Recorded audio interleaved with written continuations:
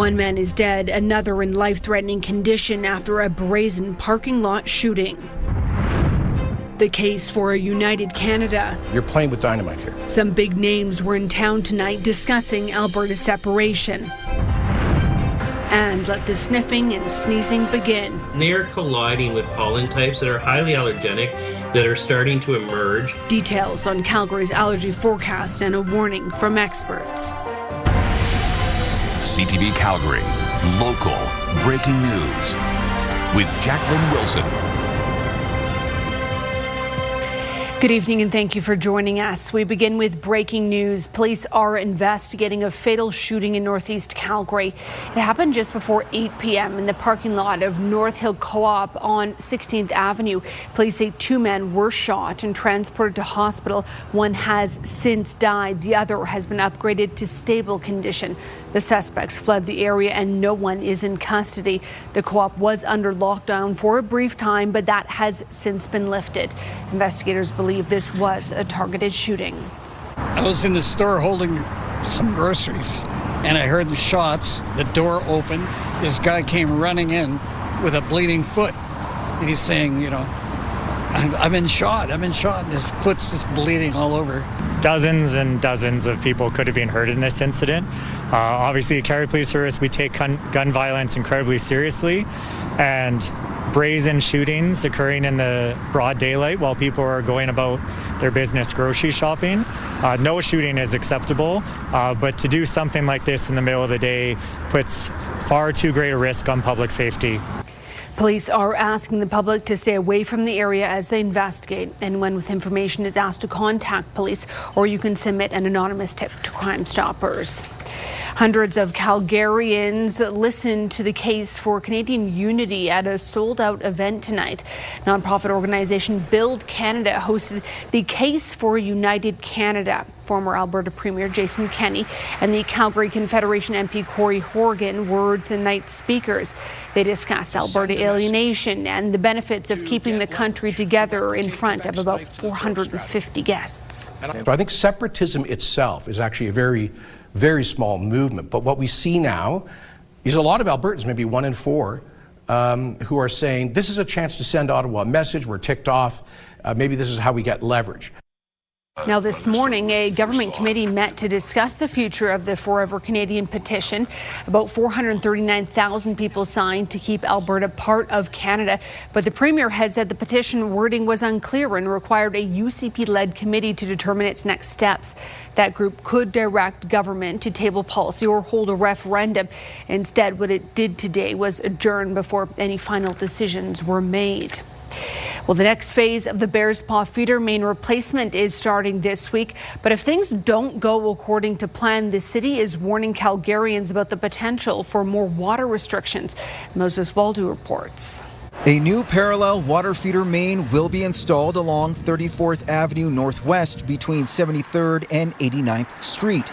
The city will use what they are calling an open cut method. It involves digging a trench and restoring the surface to its pre-constructed state, making it quicker to install considering the condition of the existing pipe.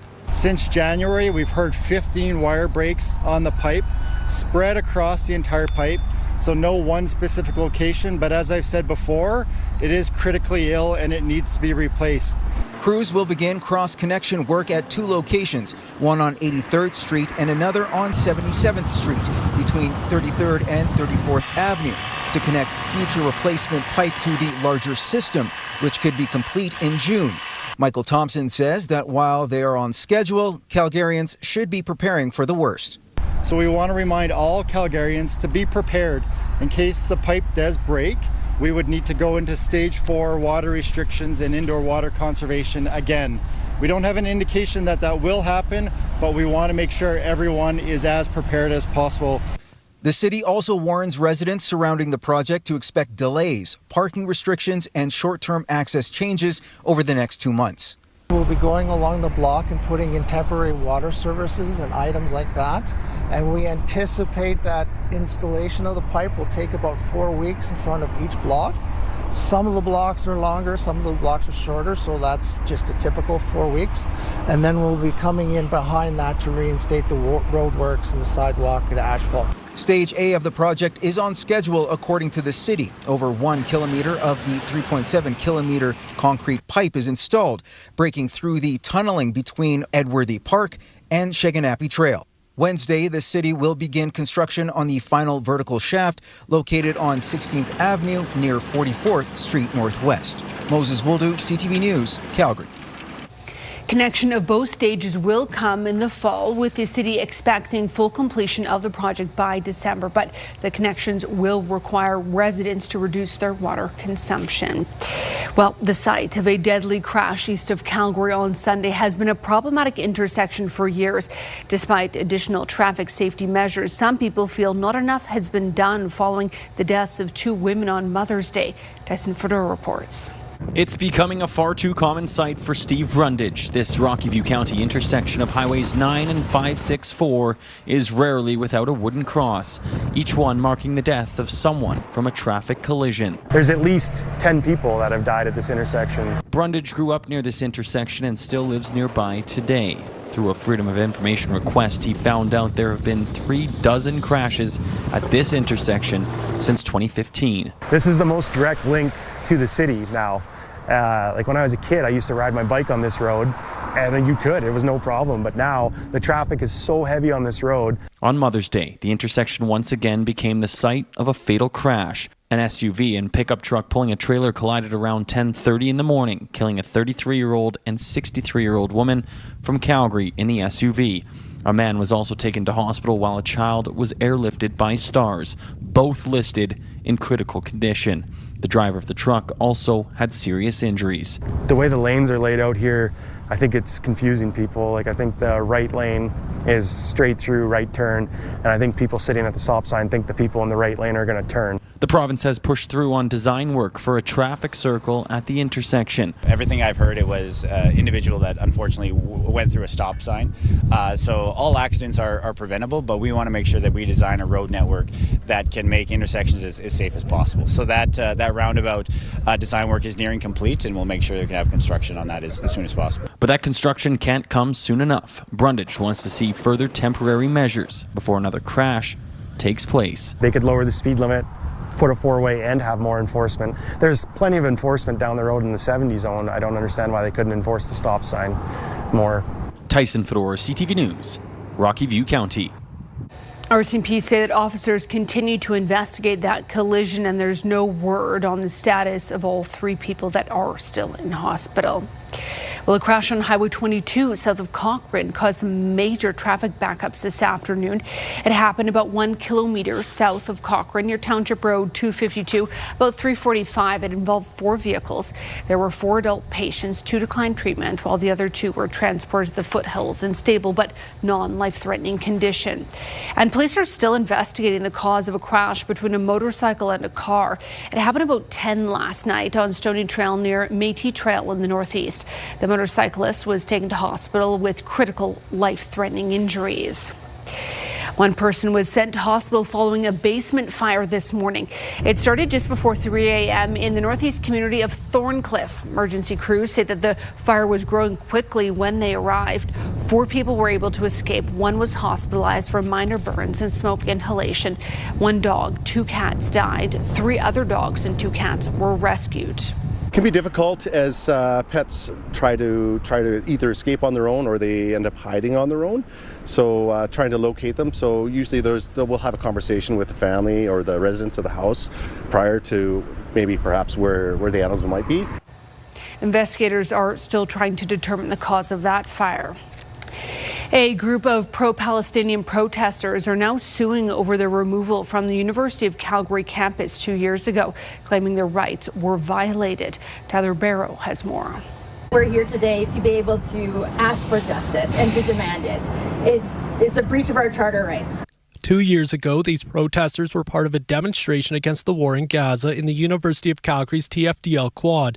Now they're back to talk about legal action. Get a clear statement from the court that the University of Calgary, the Calgary Police, and the City of Calgary were wrong to violently disperse the encampment that was set up here. Organizers say the objective of the protest was to have the university disclose investments it held and divest any support to Israeli causes. Police moved in on the trespass order from U of C to remove the encampment. 4 demonstrators were later issued tickets. According to protesters, all charges were later withdrawn. But Katie Anderson, one of the 9 plaintiffs, says she suffered a concussion during the melee. They hit me on the head with a baton and their shield. They pushed me to the ground. A bike was pushed into me. I had bruises all over my legs. Many others alleged similar injuries and psychological trauma.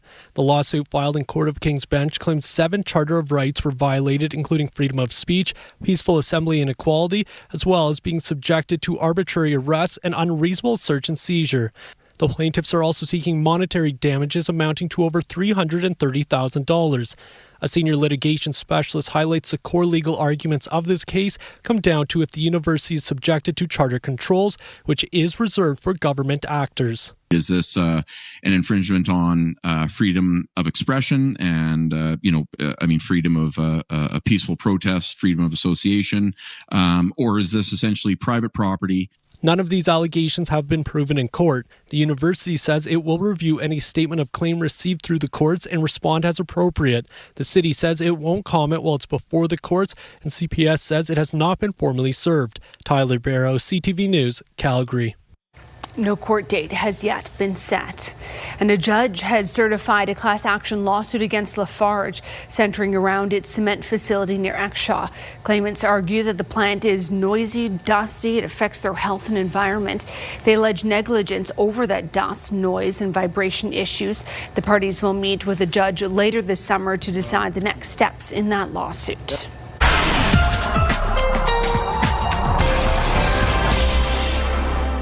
Danielle, I'm hoping tomorrow's weather is so nice we don't even worry about Saturday moving forward. Yeah, because let's be honest, going into May long weekend, you need to keep those expectations low. But tomorrow will be very summery and bright. Tomorrow will be the nicest day to be outdoors of the whole week. 7 degrees at 8 a.m., a whole lot of sunshine throughout the day, a high of 23 in the afternoon. UV index will be high, so you'll definitely need that sunscreen for tomorrow. We do have a couple systems on the way for later this week that will deliver a lot of rain, and one of those systems falls on long weekend. I'll give you all your long weekend details in just a little bit. Okay, sounds good. Thanks, Danielle. Well, the pesky pollen is back. How this year's allergy forecast is looking after the break.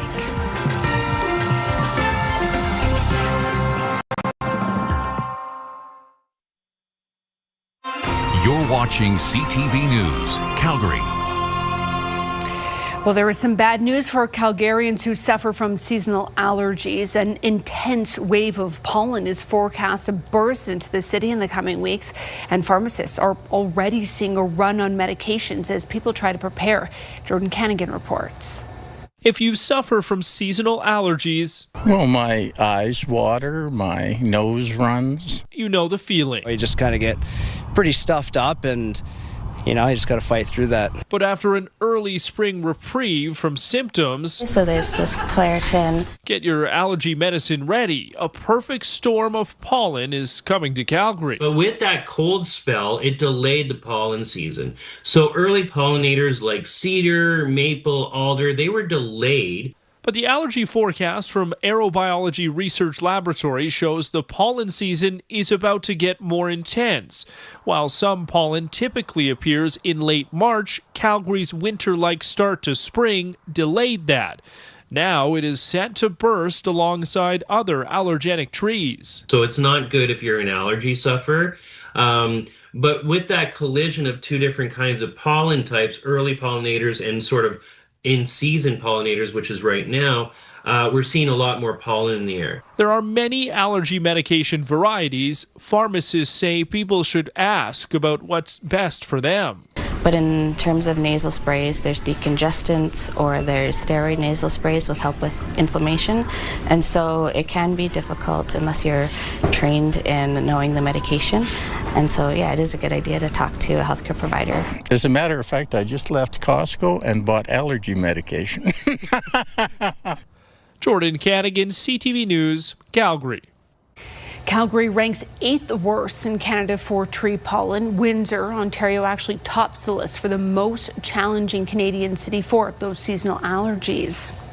Well, a man on a 5-province run has made his way to Calgary. Carter Armstrong started in Vancouver on April 10th and is aiming to get to his hometown of Dryden, Ontario. He's been running about a marathon every day. The 23-year-old says that his solo run is his way of bringing attention to mental health issues. I was in a dark place, and I actually attempted suicide 3 months ago, so this was kind of a spur of the moment thing, and I just wanted to do it for mental health awareness and get people talking and raise money for it. I went for a run the next day, and this came to my mind, and so I started training for a month, and then I took off. Well, Armstrong continues his run, heading east from Calgary tomorrow. He's raised about $15,000 so far for the Canadian Mental Health Association. His goal is $100,000. He does have a GoFundMe campaign going. You can search Carter Armstrong's Mental Health Awareness and Education Run. About 5,200 people ran in the Sports Checks Mother's Day Run, Walk and Wheel. For almost 50 years, the run has served as the largest family fundraiser in support of the neonatal units at Calgary's hospitals. The run started at Chinook Centre. It weaved through several neighborhoods before returning to the mall. Many of these runners started coming with their parents, and now they're continuing the tradition by bringing their own children to the run. There's so many people who came through the NICU when their kids were born, and now these are adult children who are coming out and running with their kids and their grandparents. And so it's become an institution in this city where people get out and move before they go on to brunch and other things. Now, this year's run raised more than $30,000 for the Calgary Health Foundation and Canadian Tire's Jumpstart charities. A new initiative from the city is aiming to make more sports accessible. The program, called Sport Hub, works with schools and community groups to bring coaches and experts to the classrooms and to neighborhoods to help get kids into sports. The city will work with school boards to select locations where students are facing more barriers to sport. The program is free, and organizers hope that by removing those barriers like costs and equipment, that kids can keep playing. Sport organizations also provide all sport equipment that's required to play. You saw some examples here today, so that further helps reduce cost barriers for some families.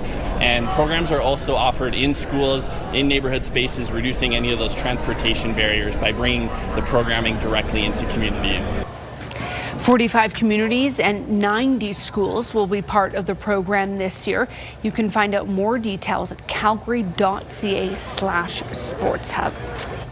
Well, Danielle Savoni is along next with her Skywatch weather forecast and that May-long weekend forecast as well.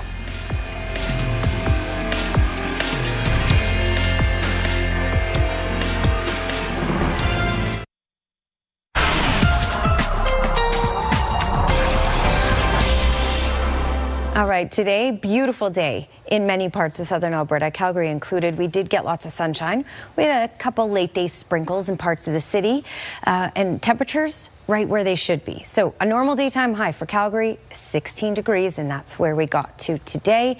Lethbridge cracked that 20-degree mark. 19 was the high. Pincher Creek, Medicine Hat, Brooks up through Drumheller, and even Edmonton. So really normal temperatures for this time of year, give or take a degree.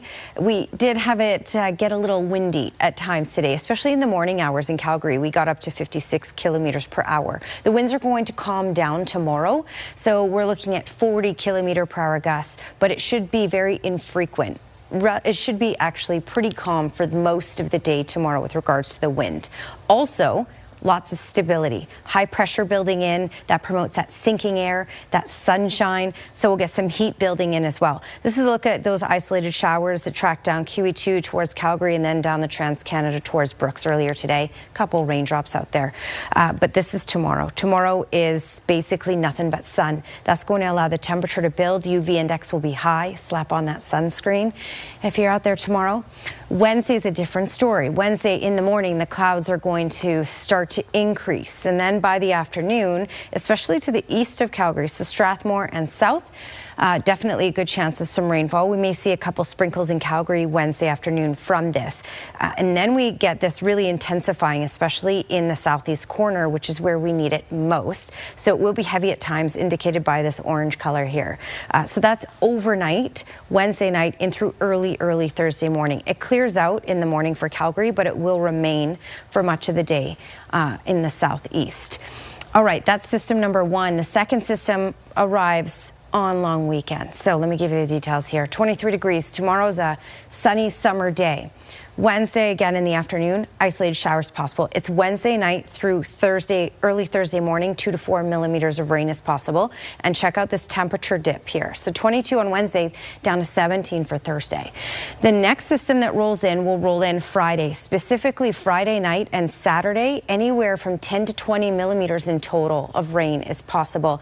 And check out what it does to your temperature on Saturday, down to 7 degrees. We will rebound to about 12 degrees for Sunday, and then get into the teens for Monday. So overall, the long weekend will be nice, but there will be times where it will be very rainy and chilly. Okay, thanks, Danielle. Well, a famous American burger joint is now open in Calgary, and the lineup, it started before the sun was up. We'll have details after the break.